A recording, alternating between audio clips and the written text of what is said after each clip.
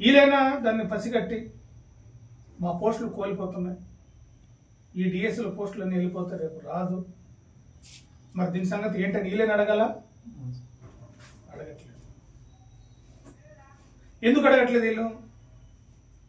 ఎందుకు అడగట్లేదు అంటే ఉద్యోగ సంఘాల్లో ఉపాధ్యాయ సంఘాల్లో ఆల్రెడీ జాబ్ చేస్తారు. వాళ్ళకి రిజర్వేషన్ వచ్చి ప్రమోషన్ వస్తే చాలు. రిజర్వేషన్ తీసుకోకపోతే రేపు వస్తుంది, నెక్స్ట్ ప్రమోషన్ వస్తుంది. ఈ ప్రమోషన్ వచ్చిన తర్వాత వాళ్ళకి రిజర్వేషన్ సహజంగా ఆదివాసీకి వస్తుంది. అదొక మంచి పరిణామం మనకు కాదని అవసరం. కానీ ఈ డిఎస్ నుంచే టీచర్ పోస్టులు మినహాయింపు కావాలి అనుకునే గిరిజన సంఘాలు, ప్రజా సంఘాలు, ఉద్యోగ సంఘాలు, ఉపాధ్యాయ సంఘాలు ఎందుకు బలంగా దాన్ని లేవనెత్తట్లేదు? రిజర్వేషన్, ఉద్యోగం, జాతి ఇవన్నీ ఒక అంశం. కానీ ఈ డిఎస్లో మనం కోల్పోతున్న పోస్టుని ఎలా సేవ్ చేయాలి, ఎలా ప్రొటెక్ట్ చేయాలి అనేది ఇక్కడ ప్రధానమైన కాన్సెప్ట్ ఉండదు. మనం ఎందుకంటే చాలా మంది నిరుద్యోగులు, యూత్ ప్రైమరీ మెచ్యూరిటీ అనేది ఏమి ఉండదు. సహజంగా మాకు ఉద్యోగం నోటిఫికేషన్ ఇస్తే ఏదో పెడతాం, వస్తాం, రాస్తాం, ఏదో ఉద్యోగం అనేది చేస్తాం ఉంటుంది. ఇటు నిరుద్యోగులు అడగాక, అటు మేధావులు అడగక, ఉద్యోగస్తులు అడగాక, ఉపాధ్యాయులు అడగాక ఇవన్నీ కాదు. అందుకే నేను మన ఉద్యోగ సంఘ నాయకుడితో మాట్లాడాను. ఏం చెప్పాను నేను? మనం చేస్తున్న ఉద్యమాలు ఇలా చేస్తే ఉపయోగం లేదు. ఏదో ఉన్నారు ధర్నాలు ఉన్నారు, బంధువులు గిందులు ఇవి కాదు. ప్రభుత్వ వ్యవస్థని స్తంభింపజేయడం కోసం మీ గిరిజన ఉద్యోగస్తులందరూ కూడా, టీచర్స్, ఉద్యోగస్తులు మాస్ లీవ్ పెట్టి ప్రభుత్వాన్ని స్తంభింపజేయండి. 1-2 రోజులు స్తంభింపజేయండి, సమస్య పరిష్కారం అవుతుంది, ఖచ్చితంగా పరిష్కారం. కానీ ఉద్యోగ సంఘాలు, ఉపాధ్యాయ సంఘాలు ఈ దిశగా వాళ్ళు ఆలోచించట్లేదు. ఏమంటే ఆంధ్ర రాష్ట్రం విడిపోతుంటే, తెలంగాణ నుంచి విడిపోతుంటే సమ్మెలు, బంధువులు, ఉద్యోగం చేస్తారు. లేదు ఒక దళిత జాతి, బీసీ జాతి ఇష్యూ వచ్చినప్పుడు కొంతమంది వాళ్ళు రెస్పాండ్ అవుతారు. ఆదివాసీ సమస్య వచ్చినప్పుడు ఆదివాసీ జాతి మేధావులుగా ఉన్న వాళ్ళందరూ ఆదివాసీ జాతి ఉద్యమాన్ని మరింత ఉధృతం చేయడానికి, మరింత ఐక్యం చేయడానికి, ముఖ్యంగా ఇది జీవనమైన సమస్యలు అంటే మన హక్కులు, మన చట్టాలు అంటే జీవనమైన సమస్యలు, రిజర్వేషన్, ఇటువంటి వాటి మీద ఆదివాసీ ఉద్యోగ సంఘాలు, ఉపాధ్యాయ సంఘాలు ఒక సరైన నిర్ణయం తీసుకోవాలని చెప్పి మొన్న ఒక గిరిజన ఉద్యోగ సంఘం నాయకుడికి చర్చించి చెప్తా ఉన్నా. మరి ఏం నిర్ణయం చేస్తారు, ఎలా చేస్తారు ఏంటి తెలియదు. కానీ వాళ్ళు ఒక స్టేజ్లో సెటిల్మెంట్ అయిన వాళ్ళు, ఒక స్టేజ్లో సెటిల్మెంట్ అయిన వాళ్ళు మన కోసం మాట్లాడుతున్నప్పుడు ఆశ పెట్టుకోవడం తప్పు కాదు. కానీ మన కోసం మాట్లాడకపోతే ఎవరు మాట్లాడాలి? మనం నిరుద్యోగులు మాట్లాడాలి, గిరిజన సంఘాలు మాట్లాడాలి, ప్రజా సంఘాలు మాట్లాడాలి. ఉద్యోగ సంఘాలు, ఉపాధ్యాయ సంఘాలు మాట్లాడకపోతే నిరుద్యోగ సంఘాలు, ప్రజా సంఘాలు మాట్లాడాలి. ఇప్పుడు మీకు ఏజెన్సీలో జీవో నెంబర్ 3 పోయిన తర్వాత నుంచి జీవో నెంబర్ 3 సాధన కమిటీ పెట్టి ఆంధ్ర తెలంగాణ ప్రాంతాన్ని మొత్తం ఆపరేట్ చేసి ఒక పెద్ద ఉద్యమం నడిపితే ఆ రోజు జూన్లో టీఎస్సీ ఏర్పాటు చేశారు. టీఎస్లో తీర్మానం చేశారు. టీఎస్లో తీర్మానం చేసి 100% రిజర్వేషన్ ఇవ్వడానికి ఒక డాక్యుమెంటేషన్ రెడీ చేసి గవర్నమెంట్కి పెట్టారు. అండర్ ప్రొసీజర్ కంటిన్యూషన్ అవుతున్నప్పుడు, అండర్ ప్రొసీజర్ పెండింగ్లో ఉన్నప్పుడు మెగా టీఎస్ ఇవ్వడం అంటే టీఎస్ ఒక అభిప్రాయాన్ని ధిక్కరించడమే కదా. టీఎస్ అంటే గిరిజన ఎమ్మెల్యేలతో ఎన్నుకోబడే ఒక వేదిక. అటువంటి వేదిక, రాజ్యాంగబద్ధమైన ఒక వేదిక, ఒక నిర్ణయాన్ని రాష్ట్ర ప్రభుత్వం కావాలని ఇగ్నోర్ చేసి మెగా టీఎస్ నోటిఫికేషన్ ఇవ్వడం అంటే గిరిజనుల పట్ల చులకన భావనే కదా ఇది. గిరిజనులు టీఎస్ని గౌరవించకపోతే, టీఎస్ ఒక అభిప్రాయాన్ని గౌరవించకపోతే మనం ఎవరిని గౌరవిస్తావు, ఎవరిని సంప్రదిస్తావు? గత ప్రభుత్వం ఆ రకమైన మోసం చేస్తే ఈ ప్రభుత్వం అదే పద్ధతిలో మోసం చేస్తుంది. కాబట్టి ఇటువంటి స్థితిలో మెగా డిఎస్సి మీద ఒక భారీ ఉద్యమం మొన్న స్టార్ట్ చేసాం. మనం డిఎస్సి సాధన కమిటీ ద్వారా ఐటీడీలు ముట్టడి ఇచ్చాం, బంధు ఇచ్చాం. మనం ఐటీడీ ముట్టడిలు బంధు ఇచ్చాం. మనం ఏప్రిల్ 21న కాఫీ హౌస్లో రౌండ్ టేబుల్ సమావేశం పెట్టాం. జీవో కమిటీ దగ్ధం చేసాం. ఏప్రిల్ 23 మండల సదస్సులు పెట్టాం. 24 మండలాల్లో ర్యాలీలు పెట్టాం, ధర్నాలు పెట్టాం. ఏప్రిల్ 26 సదస్సు పెట్టి మొత్తం 30 ఐటీడీ ముట్టడికి, అలాగే ముట్టడికి 2-3 తేదీల్లో బంద్ సంబంధించడం జరిగింది. ఈ నేపథ్యంలో ఐటీడీ ముట్టడి తర్వాత మే 1న కంచడంలో ప్రిన్సిపల్ సెక్రటరీతో చర్చ జరిగింది. దాని మరుసటి రోజు 4వ తేదీన గిరిజన మంత్రితో చర్చ జరిగింది. అక్కడ కూడా కొలిక్కి రాకపోతే మళ్ళీ సీఎం ఆఫీస్కి జ్యోతి సాధన కమిటీని పిలిచి చర్చించారు. అక్కడ 3 ఐఏఎస్ ఆఫీసర్లు, సీఎం ఆఫీస్ అపాయింట్మెంట్ చేసిన 3 ఐఏఎస్ ఆఫీసర్లు, ఒక principal secretary, 2 tribal welfare director, 3 Gurukulam secretary, 3 IAS ఆఫీసర్తో committee వేసి చర్చించింది. ఆ చర్చించిన అనంతరం, ఆ రోజు చర్చించిన అనంతరం 100% రిజర్వేషన్ ఇవ్వడం సాధ్యమవుతుందని చెప్పి వాళ్ళు భావించారు. అయినా సీఎం గారితో ఒకసారి రివ్యూ మీటింగ్ వేస్తామని చెప్పి సీఎం గారితో రివ్యూ మీటింగ్ వేసినప్పుడు అడ్వకేట్ జనరల్ వీళ్ళందరినీ మేధావుల మీద పిలిచి ఈ ఆఫీసర్స్ అందరూ కూర్చొని సీఎం గారి సమక్షంలో ప్రకటన చేశారు. 11వ తేదీన మే 11. మేము ఏజెన్సీ ఉద్యోగస్తులు ఏజెన్సీకి గిరిజనులకే ఇస్తామని చెప్పారు. కానీ ఉపాధ్యాయులకు సంబంధించిన విషయాలు చంద్రబాబు గారు మాట్లాడారు. టీచర్ పోస్టులు ఏజెన్సీలో టీచర్లకు ఇస్తామని చెప్పలేదు. ఉద్యోగం మాత్రం గిరిజనులకు ఇస్తాం, గిరిజన ప్రాంతాల్లో అంటున్నారు. అంటే చంద్రబాబు గారు పుట్టినరోజు ప్రకటించిన డిఎస్సీది. చంద్రబాబు గారు పుట్టినరోజుకి చంద్రబాబు గారికి మిగిలినందరూ కన్న కొడుకులు అయితే ఆదివాసులు పిన్న కొడుకులా ఏంటేమైంది? కాదు కదా, అందరినీ సమానంగా చూడాల్సిన బాధ్యత ఆయన మీద ఉంది.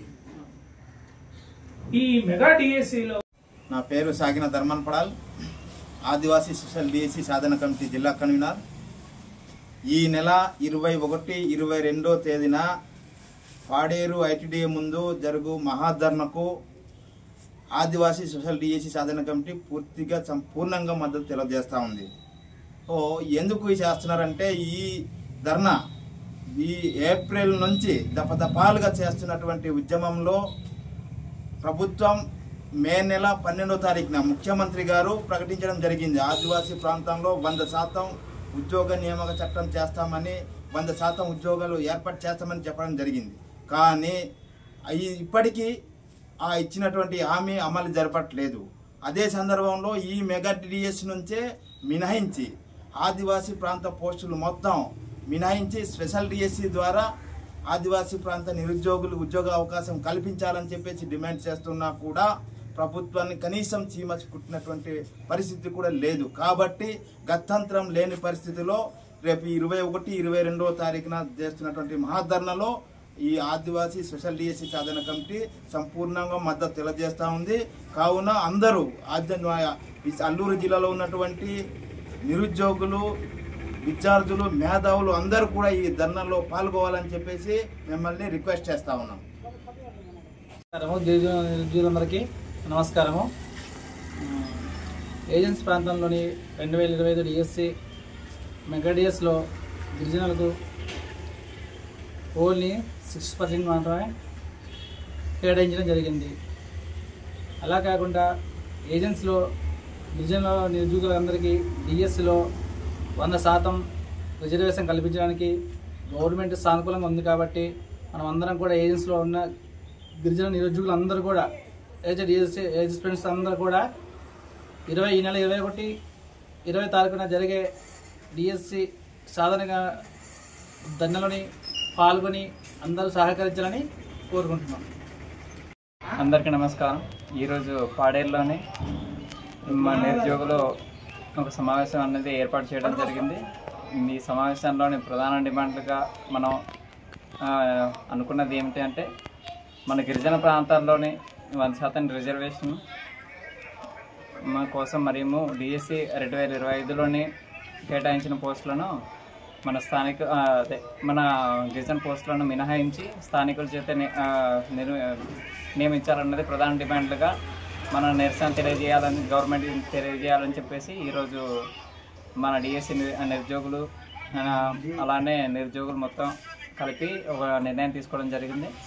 దానికి మన గిరిజన ప్రాంతాల్లో ఉన్న నిరుద్యోగులు, డిఎస్సి అభ్యర్థులు అందరూ ఏకతాటి మీద వచ్చి మా నిరసన అనేది 21, 22 తారీఖుల్లో 48 గంటలు ఐటీడీఏ ముందు మన నిరసన అనేది 48 గంటలు తెలియజేసి గవర్నమెంట్కి 22వ తారీఖున భార్గవి మేడం గారికి మనం తెలియజెప్పాలని చెప్పేసి మన నిరుద్యోగులు అందరం కలిపి ఒక నిర్ణయం తీసుకోవడం జరిగింది.